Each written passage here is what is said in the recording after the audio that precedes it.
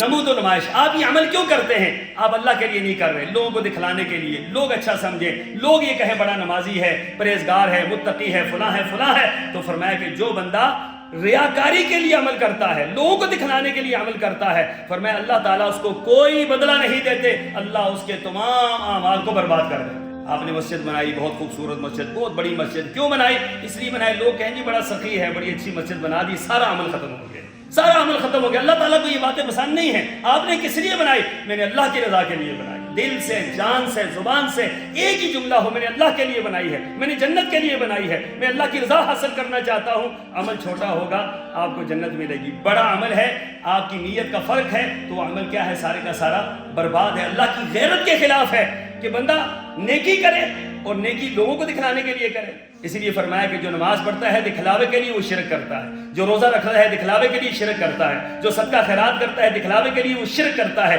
اور شرک کا آپ جانتے ہیں کہ شرک سے عمل کیا ہوتے ہیں؟ برباد ہوتے ہیں.